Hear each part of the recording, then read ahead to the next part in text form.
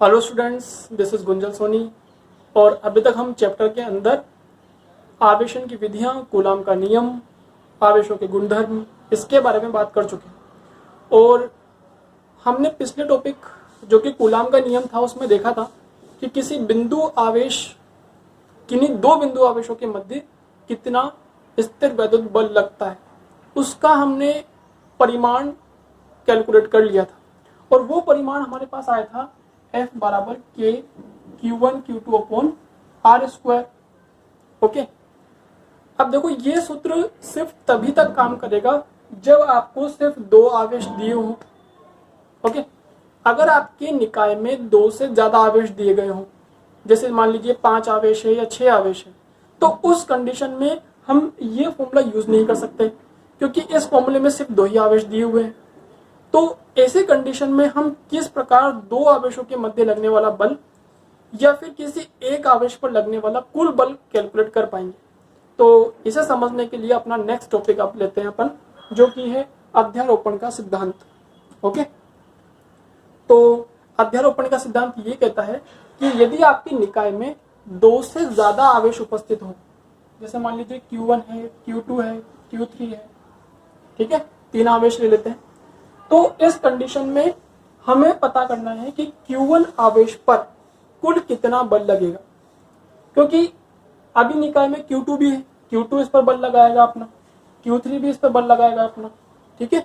तो इस Q1 आवेश पर जो कुल बल लगेगा वो इन दोनों बलों का सदिश योग होगा, क्योंकि बल एक सदिश राशि है और आपको Q1 पर लगने वाला कुल बल कैलकुलेट करना है। तो सदिश योग कर देंगे तो इस प्रकार हम किसी भी आवेश पर लगने वाला कुल बल कैलकुलेट कर सकते हैं। साथ में अध्यारोपण का सिद्धांत एक और बात क्लियर करता है कि जब आपके निकाय में दो से ज्यादा आवेश उपस्थित हैं, तो उस कंडीशन में किन्हीं दो आवेशों के मध्य लगने वाला बल प्रभावित नहीं होता है। जैसे मान लो कि आपके पास निकाय में सिर्फ दो ही आवेश है, Q1 और Q2, ठीक है। अब क्या हुआ कि Q2 ने Q1 पर कुछ बल लगाया जिसको मैंने नाम दे दिया है F1। ओके, अगर मान लो आपके पास निकाय में तीसरा कोई आवेश आ जाए Q3, जो भी इस Q1 पर कुछ बल लगाएगा जिसको मैं नाम दे देता हूं F2, तो अभी Q3 के आने से ये जो बल पहले से लगा हुआ है F1, ये प्रभावित नहीं होगा। Q2 पहले भी Q1 पर F1 ही लगाएगा और Q3 के आने के बाद भी Q2 Q1 पर F1 ही बल लगा पाएगा। तो दो आवेशों के मध्य लगने वाला स्थिर वैद्युत बल किसी तीसरे आवेश की उपस्थिति से प्रभावित नहीं होता है, ठीक है। इसे आप नोट्स बनाते टाइम नोट डाउन जरूर कर लें, अध्यारोपण का सिद्धांत क्या कहता है। अब इसे अपन मैथमेटिकल फॉर्म में कन्वर्ट करते हैं, उसके बाद फिर हम आगे बात करेंगे, ठीक है। तो अब थोड़ा ध्यान से देखिएगा डायग्राम को। ऐसा डायग्राम हम पहले भी सदिश रूप में बना चुके हैं। अभी आपके निकाय में कोई 3 आवेश दिए गए, Q1, Q0 और Q2। और Q0 जो आवेश है, इस आवेश पर हमें लगने वाला कुल बल कैलकुलेट करना है। Q1 आवेश Q0 आवेश पर लगा रहा है बल F01, ठीक है। और Q2 आवेश ने Q0 आवेश पर लगाया है F02। ये दो बल इस Q0 पर लगे हुए हैं। उससे पहले आप ये भी क्लियर कर लें कि Q0 का स्थिति सदिश मूल बिंदु के सापेक्ष R0 है और Q1 का R1 है, Q2 का R2 वेक्टर है। ये तीनों आवेश जो दिए गए हैं इनके स्थिति सदिश मूल बिंदु के सापेक्ष अगर लेते हैं अपन, तो R1 वेक्टर, R0 वेक्टर और R2 वेक्टर।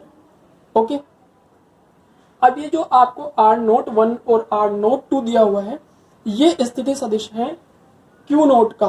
किसके सापेक्ष? Q1 के सापेक्ष जो कि R01 है, और Q2 के सापेक्ष जो है वो R02 है। अब हम यहाँ पे बात कर लेते हैं कि Q0 पर कुल कितना बल लगा। तो एक तो लगाया Q2 ने और एक लगाया Q1 ने। और लिखने का तरीका क्या होगा, ये हम सदिश रूप में पहले देख चुके हैं। जिस पर बल लगता है उसको पहले लिखना है और जिसने बल लगाया है उसको अपन को बाद में लिखना है। ओके, तो अब देखो Q0 पर कुल बल कितना हुआ, तो F नेट ये हो जाएगा F01 vector plus F02 vector. और अगर आपकी निकाय में और भी आवेश दिए गए हो तो आप उनको बलों को सदिश रूप में जोड़ते हुए चलेंगे। अब हम इसका सदिश रूप लिखेंगे बल का। तो ये हो जाएगा आपके पास k, पहला आवेश q नॉट, दूसरा आवेश 1, दोनों के मध्य की दूरी, दोनों के मध्य का स्थिति सदिश जो कि यहाँ पर r नोट 1 है, तो ये हो जाएगा r नोट 1 का परिमाण का क्यूब और r नोट 1 सदिश। ठीक है, ध्यान रखें सदिश रूप में लिखा है मैंने, इस वजह से यहाँ पर क्यूब आ रहा है। साथ में इसका हो जाएगा k q नॉट q2, दूरी क्या है दोनों के मध्य, तो q नॉट और q2 के बीच की दूरी है r नोट 2, तो यहाँ जाएगा r नोट 2 सदिश का परिमाण क्यूब और r नोट 2 सदिश। ठीक है, तो ये आपके पास हो चुका है परिणामी बल। इस तरीके से आप बलों का सदिश योग करते चले जाएंगे और फिर आपको यहाँ पर Q नोट या किसी एक निश्चित आवेश पर लगने वाला कुल बल मिल जाएगा। तो ये कहलाता है अपने पास अध्यारोपण का सिद्धांत। अब इसे अपन एक छोटे से न्यूमेरिकल की हेल्प से थोड़ा सा और डिटेल में समझते हैं। तो अब हम एक अध्यारोपण के सिद्धांत पर आधारित एक न्यूमेरिकल देखते हैं, जिसमें हमें दिया गया है कि आपको यहाँ सिस्टम में 5 आवेश दिए गए हैं। पांचों आवेश समान परिमाण के हैं, 2 माइक्रोकूलम, और इनकी स्थिति है मूल बिंदु 2 सेंटीमीटर, 4 मीटर, 6 मीटर, इधर प्लस में और उधर माइनस में।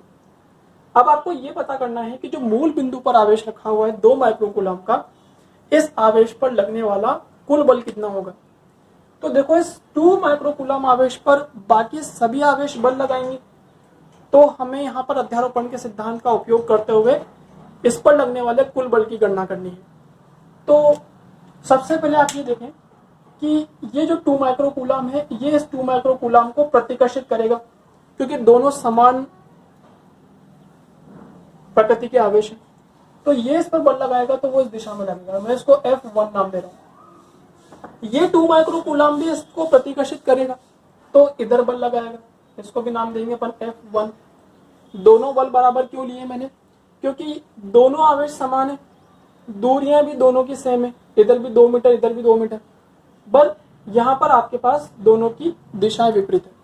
तो निश्चित रूप से 2 बल समान परिमाण के हैं, दिशा में विपरीत है, तो नेट बल कितना हो जाएगा 0। तो अभी तक तो नेट बल कितना आ चुका है आपका 0। अब बचते हैं आपके पास ये दोनों आवेश, तो ये आवेश भी इसको प्रतिकर्षित करेगा और ये वाला आवेश भी इसको प्रतिकर्षित करेगा। तो 2 प्रतिकर्षण के बल यहाँ पे मिलने वाले हैं आपको। इसको मैं F2 और एक को F3 नाम दे रहा हूँ, क्योंकि दोनों की दूरियां जो है मूल बिंदु से वो अलग अलग दी गई हैं। तो अब देखो, आप दोनों बल समान दिशा में हैं, तो नेट बल जुड़ जाएगा और परिणामी बल जो होगा F नेट वो सिर्फ होगा F2 प्लस F3, क्योंकि बाकी बल तो कैंसिल हो चुके हैं, सिर्फ ये 2 ही बल बच्चे जो समान दिशा में लगे हुए हैं। तो कुल परिणामी बल इन दोनों के योग के बराबर होगा। अब यहाँ पर F2 का मान कितना है, तो K, तो उसके बाद पहला आवेश 2 माइक्रोकूलम का है, माइक्रो का मतलब 10⁻⁻6 मीटर, तो 10⁻⁻6। दूसरा आवेश कितना है, वो भी 2 माइक्रोकूलम का है, दोनों के मध्य दूरी कितनी है 4 मीटर, तो 4 का होल स्क्वायर। ठीक है, दूसरा बल ले लो आप। अभी मैं यहाँ पे सिर्फ परिमाण ले रहा हूँ, सदिश रूप नहीं लिख रहे, ठीक है ना। अभी जो मैंने अध्यारोपण के सिद्धांत में फॉर्मूला लिखा था वो सदिश रूप के लिए लिखा हुआ था, अभी हम सिर्फ परिमाण की बात कर रहे हैं, तो यहाँ पे स्क्वायर लेना है आपको। दूसरी बात करते हैं F3, जो कि इस चार्ज ने इस चार्ज पर लगाया है, तो ये होगा K, दोनों आवेश समान ही है, तो मैं दोनों को लिख देता हूँ पहले, और दोनों के मध्य की दूरी यहाँ पे 6 है, तो 6 का होल स्क्वायर। ठीक है, अब K का मान कितना होता है, अब आप देखो, या तो कॉमन ले लो आप, ऊपर वाला नंबर कॉमन आ रहा है, तो K का मान होता है 9 × 10⁻9, ये दोनों मल्टीप्लाई होकर के हो जाएगा 4 × 10⁻12। आधार समान है, घाते जुड़ जाएंगी, 12 हो जाएगा। ये वाला नंबर दोनों में सेम था, तो मैंने इसको कॉमन ले लिया। अब अंदर क्या बचा 1/4 स्क्वायर, तो 1/16, 1/6 का स्क्वायर, तो 1/36। ओके, ये हो जाएगा आपके पास 36 × 10⁻³ और बाकी यहाँ पर अगर आप एलसीएम लोगे इसका, तो ये हो जाएगा आपके पास एलसीएम कितना होगा इसका, 16 × 36 तो ऊपर चला जाएगा 36 + 16। थोड़ा और सोल्व करें इसको, तो 36 से ये 36 कैंसिल, और 12 का 2 से लगा 1, 5 52, डिवाइड बाय 16 × 10⁻³ ठीक है। तो इस प्रकार अपन जब निकाय में 2 से ज्यादा आवेश आपको दिए गए हों तो नेट बल हम अध्यारोपण के सिद्धांत की सहायता से कैलकुलेट कर सकते हैं। तो अगला एक क्वेश्चन दिया हुआ है आपको जिसमें एक वर्ग दिया गया है और इस वर्ग के चारों कोनों पर 4 आवेश हैं। ठीक है, आपको ये पता करना है कि ये जो Q आवेश रखा हुआ है इस Q आवेश पर कुल परिणामी बल कितना लगेगा बाकी आवेशों के साथ। ठीक है, तो कैसे कैलकुलेट करना है, देखो सबसे पहले ये जो Q आवेश दिया गया है आपको, ये Q आवेश प्लस का है, ये भी प्लस का है, तो दोनों प्रतिकर्षित करेंगे एक दूसरे को।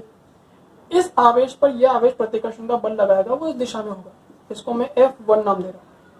ये भी ध्यान रखें यहाँ पर कि बल जो लगता है दो आवेशों के मध्य वो दोनों को मिलाने वाली रेखा के अनुदिश लगता है। ठीक है, तो यहाँ इस Q ने इस Q को प्रतिकर्षित किया तो F1 लगा इस दिशा में, ये Q भी इस Q को प्रतिकर्षित करेगा और दोनों को मिलाने वाली रेखा के अनुदिश आपको बल इस दिशा में लगाना होगा और इसको भी मैं F1 ही नाम दूंगा क्योंकि दोनों आवेश समान है, दूरी दोनों समान है, तो दोनों आवेशों की वजह से इस Q पर लगने वाले बल के परिमाण भी समान होंगे। ओके, अब बात करते हैं हम कि इस 2Q द्वारा इस Q पर कितना बल लगेगा। तो आप ये देखो कि यहाँ पर दूरी जो है दोनों के मध्य की वो 1 मीटर नहीं लेनी है आपको, ये आपके इस वर्ग का कर्ण हो जाएगा।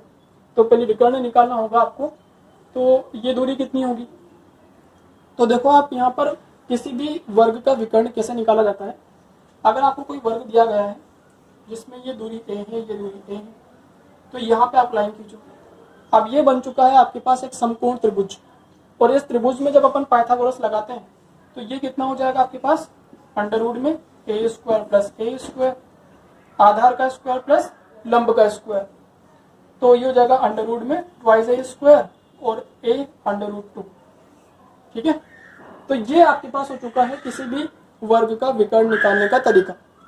अब आप यहाँ पे a जो है वो 1 मीटर दिया हुआ है, तो ये साइड कितनी हो जाएगी √2 और दोनों आवेशों को मिलाने वाली रेखा के अनुदिश हमें बल लेना है, तो वो बल इस दिशा में लगेगा। इस प्रकार मैं इसको अभी फिलहाल F2 नाम दे देता हूँ। अब आपके पास इस Q आवेश पर 3 बल है, F1, इधर भी F1 और इधर F2, इन तीनों का सदिश योग करके हम परिणामी बल निकाल सकते हैं। तो यहाँ पर F नेट जो है वो हो जाएगा F1 vector plus F1 vector plus F2 vector. ठीक है, ये तीनों बल आपको जोड़ने हैं। ठीक है, तो इस प्रकार आपको तीनों बलों का सदिश योग करना होगा। तो सबसे पहले आप F1 और F2 के मान देख लें। तो F1 कितना होगा, तो F1 हो जाएगा K, पहला आवेश Q, दूसरा आवेश भी Q, दोनों के मध्य की दूरी कितनी है वर्ग में अपन ने 1 मीटर ली हुई है, तो 1 का स्क्वायर करेंगे तब भी 1 ही आएगा। ठीक है, तो लिखने की कोई आवश्यकता नहीं है, तो इसको लिख सकते हैं अपन KQ²।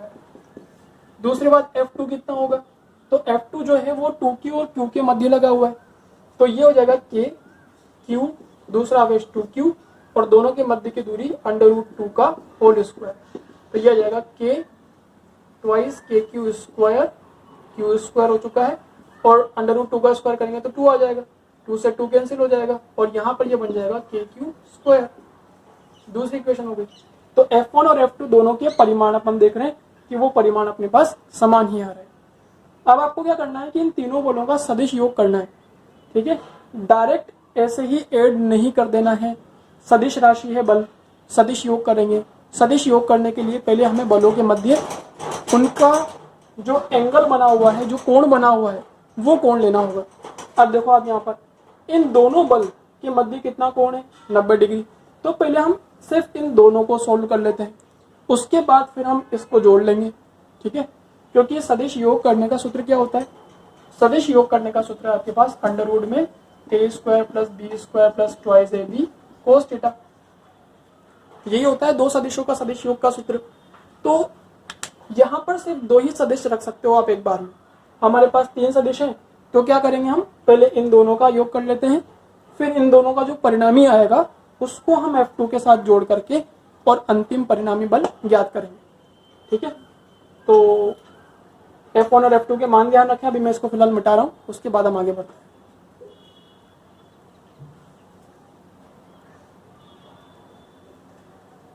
F1 भी आ चुका है KQ² F2 बच चुका है KQ²। ठीक है, अब देखो आप, तो इन दोनों का परिणामी बल निकाल रहे हैं अपन, तो वो हो जाएगा F बराबर अंडर रूट में F1² F2² plus twice F1 F2 कोस 90 डिग्री, क्योंकि दोनों के मध्य कितना कोण है यहाँ पर 90 डिग्री का। कोस 90 की वैल्यू होती है 0, तो ये टर्म हो जाएगी आपके पास 0। इन दोनों का मान, सॉरी अभी अपन दोनों F1 और F2 रख रहे हैं ना, तो इसको मैं मिटा देता हूँ। ये F1 और ये भी F1 है, तो यहाँ पर भी F1 यहाँ पर भी F1। ओके, अब देखो आप दोनों F1 जोड़ेंगे तो ये हो जाएगा आपके पास ट्वाइस F1², और यहाँ पर इसको सोल्व करेंगे तो अंडर रूट 2F। ठीक है, ये आपके पास यहाँ पर F1 डैश ले लेते हैं, इसको अपन F1 डैश का मान आ चुका है। ओके, अब देखो जब दो सदिश समान होते हैं परिमाण में, तो उनका जो परिणामी सदिश आता है जो कि अपन ने निकाल लिया है, ये उनके जस्ट सेंटर से निकलेगा, क्योंकि परिणामी जो होता है वो आपके पास इन दोनों के कहीं ना कहीं बीच में आना है। अगर दोनों का परिमाण समान है तो वो एकदम सेंटर से निकलने वाला है, मतलब ये जो F1 डैश है इसकी दिशा भी यही होगी F1 डैश की। और दिशा अगर आपको फिर भी कंफर्म करनी हो तो आप परिणामी सदिश की दिशा का सूत्र लगा सकते हैं, और वो परिणामी सदिश की दिशा का सूत्र होता है tan अल्फा बराबर b sin theta upon a plus b cos theta. ठीक है, परिणामी सदिश की दिशा निकालने का सूत्र अपन ने देखा हुआ था, वो अप्लाई करके भी आप चेक कर सकते हो कि ये जो F1 डैश आ रहा है ये किस दिशा में आने वाला है। ओके, तो F1 डैश और F2 एक ही दिशा में आ गए। अब सदिश योग में हमने पढ़ा हुआ है कि जब दो सदिश एक ही दिशा में हो तो अब उनको डायरेक्ट जोड़ सकते हैं, दोनों के बीच का एंगल 0 है। ठीक है, तो यहाँ पर जो F नेट होगा वो आ जाएगा F1 dash plus F2। F1 dash कितना under root 2F plus F2 कितना है, तो F2 का मान था अपने पास KQ²। अच्छा, F का मान कितना है, F क्या है यहाँ पर, F मैंने जो F1 था उसी को लिखा था, तो F1 लिख देते हैं इसको। तो यहाँ पर F1 का मान भी KQ² है, तो under root 2 KQ² plus KQ²। यहाँ से आप जो है KQ² कॉमन ले लो, तो यहाँ पे मैं KQ² कॉमन ले लेता हूँ, अंदर बचेगा अंडर रूट 2 प्लस 1। ठीक है, तो ये आपके पास यहाँ पर इस Q को लगने वाला, बाकी सभी आवेशों के कारण लगने वाला नेट बल हो जाएगा, परिणामी बल। ठीक है, जिसका मान इस प्रकार। बाकी क्वेश्चन अपन नेक्स्ट लेक्चर में देखते हैं।